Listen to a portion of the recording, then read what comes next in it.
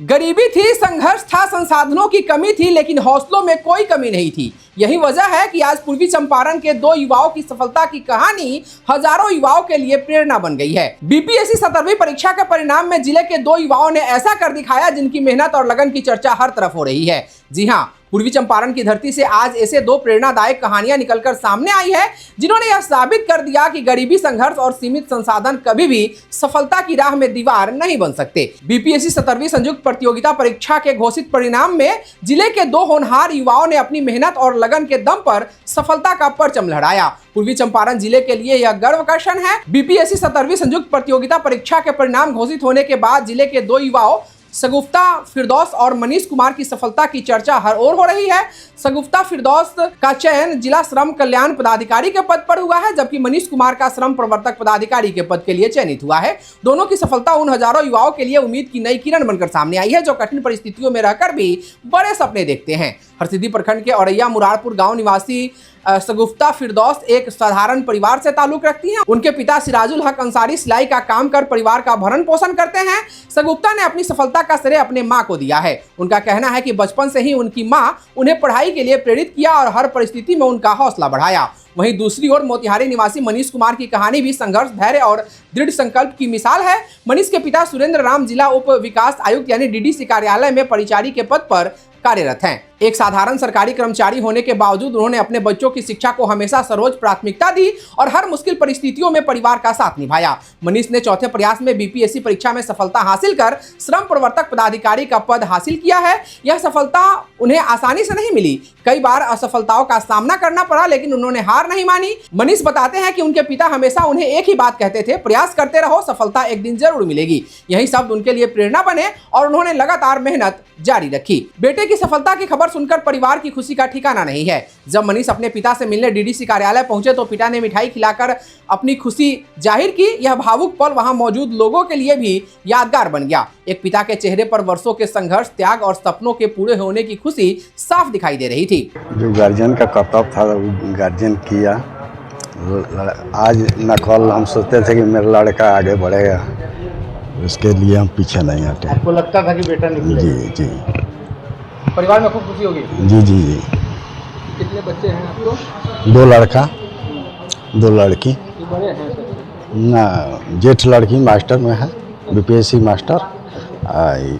वो लड़की से ही छोटा है। बाकी दोनों बच्चे क्या करते हैं? एक तैयारी कर रही है लड़की और एक ये साल मैट्रिक का परीक्षा दिया है। चारों बच्चों को पढ़ाना बड़ा चैलेंजिंग जी।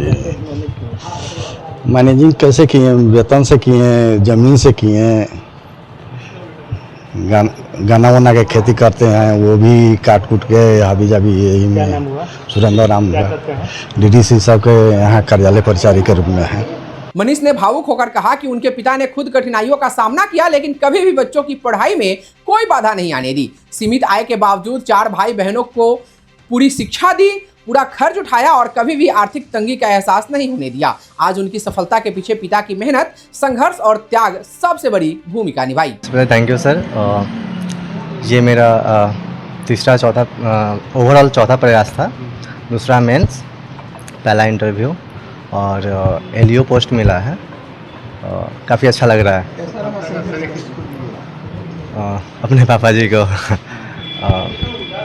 क्योंकि स्टार्टिंग से ये अभी तक बहुत सपोर्ट किए हैं। मेरा बार बार नहीं होने के बाद भी ये बोलते थे कि कोई बात नहीं, तुम करते रहो, जब किस्मत में होगा तब हो जाएगा। शायद इस बार किस्मत में था, हो गया।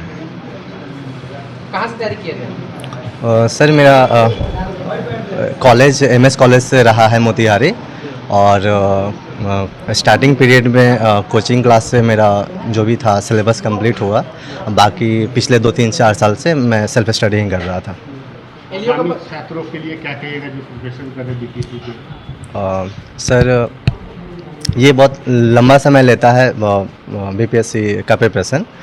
तो जब आपका सिलेबस ख़त्म हो रहा है उसके बाद आप सेल्फ स्टडी करिए, टेस्ट सीरीज लगाइए और निरंतर प्रयास करते रहिए। सर एलईओ का पद पर चयन हुआ है, संतुष्ट हैं या आगे एम कुछ और है?